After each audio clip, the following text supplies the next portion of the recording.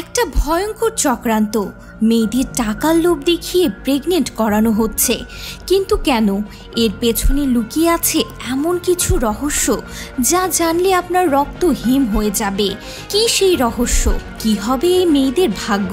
জানতে হলে আজকের ভিডিওটি দেখতে থাকুন। ছবির শুরুতে দেখি অলিভিয়া নামের এক মেয়ে পুকুরে গোসল করছে। হঠাৎ দুই ছেলে এসে তার ড্রিঙ্কসে ড্রাগ মিশিয়ে দেয়। অলিভিয়া সেই ড্রিঙ্কস খেয়ে মারা যায়।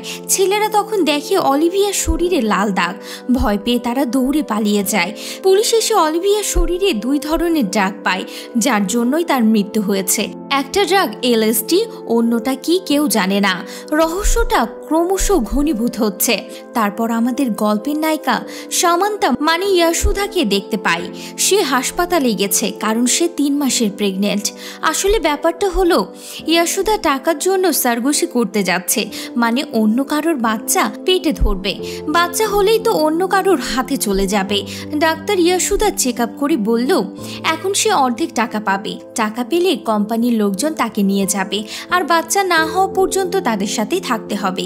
আসলে ইয়াসুধার ছোট বোনের অনেক বড় একটা অসুখ, তাই বোনের চিকিৎসার টাকার জন্যই সে এই কাজটা করতে রাজি হয়েছে। পরের দিন এক লোক এসে ইয়াসুধাকে টাকা দিয়ে তাদের সাথে নিয়ে যায়। গাড়িতে উঠেই তাকে একটা ট্যাবলেট খেতে দেয়া হয় যাতে সে অজ্ঞান হয়ে যায়। তারপর ইয়াসুধা যখন চোখ খুলে তখন সে একটা বেডে তাকে দেখতে পায়। তাকে যে কোম্পানিতে নিয়ে যাওয়া হয়েছে সেখানকার একজন স্টাফ সুধা নামের একজন মেয়ে তাকে সবকিছু বুঝিয়ে দেয়। এখানে তাকে কিভাবে থাকতে হবে, কি কি খেতে হবে ইত্যাদি ইত্যাদি। আর এটাও বলে দেয় যে ইয়াসুধার ডেলিভারি হওয়ার পর সে বাকি অর্ধেক টাকা পেয়ে যাবে এবং এখান থেকে চলে যেতে পারবে। এর মধ্যে আরও একজন মডেলের গাড়ি ব্লাস্ট হয়ে তার মৃত্যু হয়।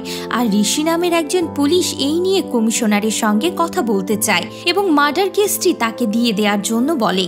তাই কমিশনার তাকে বাসুর সঙ্গে কাজ করার জন্য পারমিশন দিয়ে দেয়। এরপর আমরা দেখতে পাই সুধা ইয়াসুধাকে স্ক্যানিং করার জন্য নিয়ে যায়। গৌতম নামের একজন ডাক্তার ইয়াসুধার স্ক্যানিং করে। গৌতম সকল মেয়েদেরকে স্ক্যানিং করে থাকে। অন্যদিকে বাসু ইনভেস্টিগেশন করতে গিয়ে গাড়ি দেখে বলতে থাকে এই মার্ডারটি অনেক প্ল্যান করে করা হয়েছে। তখন তার গাড়িতে থাকা ছেলেটির সম্পর্কে বলে এবং মডেলটির ল্যাপটপ ঘাটাঘাটি করে সে একটা ভিডিও দেখতে পায়, যেখানে সেই ভিডিওতে প্রমোশন করার ব্যাপারে বলা হয়েছিল। এরপর ইয়াসুধার সুযোগ বুঝে গার্ডের কাছ থেকে সুধার অ্যাক্সেস কার্ডটা চুরি করে ফেলে এবং মনে মনে খুশিতে আত্মহারা হয়ে যায়। অন্যদিকে ঋষি ভিডিও সে ছেলেটার খোঁজে বেরিয়ে পড়ে, যে ঋষিকে বিউটি প্রোডাক্ট প্রমোট করতে বারণ করেছিল। গিয়ে দেখে ছেলেটা তো মরেই গেছে। তারপর রুমে তন্ন তন্ন করে খুঁজে ফ্রিজে একটা কেমিক্যাল পায়। বাসু সেটা তার বন্ধুর কাছে টেস্ট করতে পাঠায়। বন্ধু টেস্ট করে ঋষিকে জানায় কদিন আগে অলিভিয়া নামের একটা অভিনেত্রী মারা গেছিল, তার শরীরেও এই একই কেমিক্যাল পাওয়া গেছিল। হঠাৎ কেউ একজন এসে বাসুর বন্ধুকে মেরে ফেলে। তারপর কোম্পানির মেয়েরা গল্পের আসর বসালো। কেউ টাকার জন্য, কেউ সমস্যার জন্য এখানে এসেছে। মজার ব্যাপার, জেনি তো আইফোন কিনতেই এসেছে। পরের দিন কাজলের পেটে ব্যথা উঠল, সোজা অপারেশন থিয়েটারে নিয়ে যায়। লীলা ইয়াসুধাকে তার কষ্টের গল্প শোনালো। হঠাৎ মধু এসে বোমা ফাটালো। কাজলের বাচ্চা পেটে মারা গেছে। কোনো রকম কাজলের জীবন বাঁচিয়ে তাকে বাড়ি পাঠানো হয়েছে। এরপর ঋষি আর তার টিমের ওপর হামলা হয়। কমিশনার অ্যাক্সিডেন্টে হাসপাতালে। কাজলের উধাও হওয়া নিয়েও সবার সন্দেহ হয়।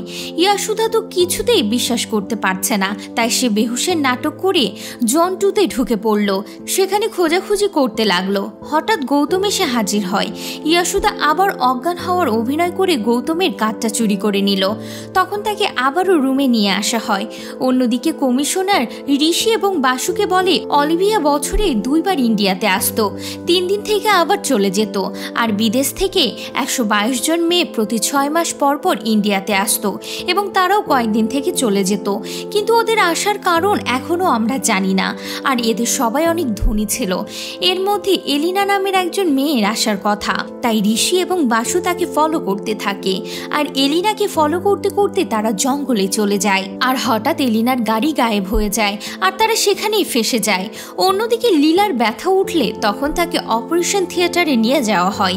এরপর ইয়াসুধা গৌতমের অ্যাক্সেস কার্ড নিয়ে জোন 2-তে প্রবেশ প্রবেশ করে। জন্টুতে প্রবেশ করে অপারেশন থিয়েটারে প্রবেশ করতে যাবে তখনই জেনি সেখানে চলে আসে। আর জেনি তাকে সেখানে যেতে বাধা দেয়, কারণ জেনি ওই লোকদের মধ্যে একজন ছিল। সে প্রেগনেন্ট হওয়ার অভিনয় করছিল সবার উপরে নজর রাখার জন্য।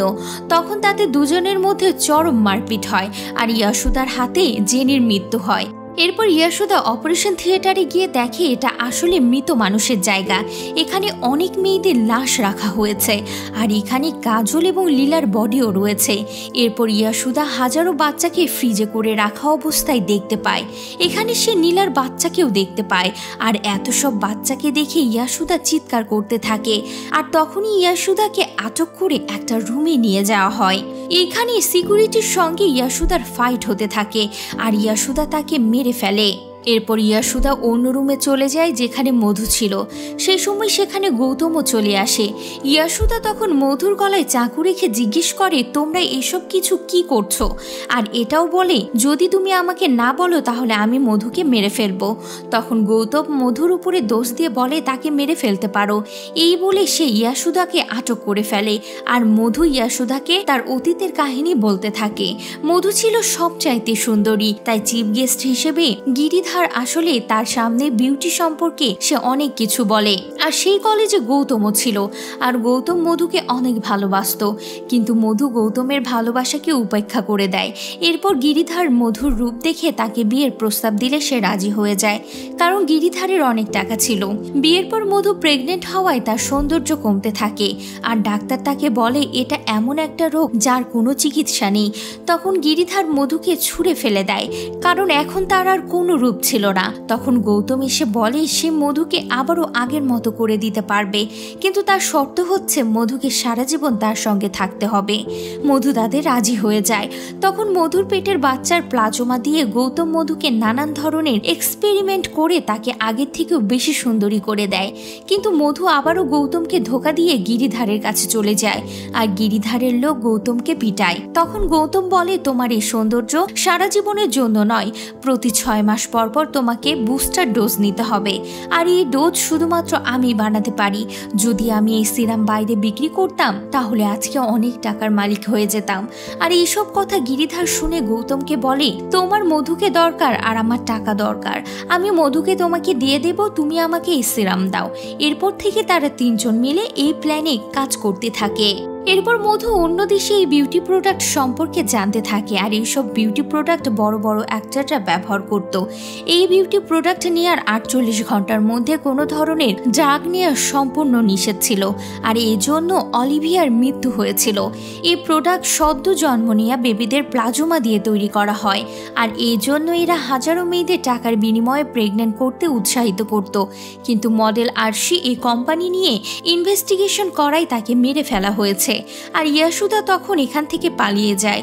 এরপর ঋষি এবং বাসু জানতে পারে কমিশনার এদের সঙ্গে যুক্ত আছে। সে সকল ইনফরমেশন মধু এবং গৌতমকে দিত। এর মধ্যে গৌতম আবারও ইয়াসুদাকে ধরে নিয়ে আসে। তখন ইয়াসুদা গৌতমের উপরে বন্দুক তাক করে। আসলে ইয়াসুদা একজন পুলিশ অফিসার ছিল।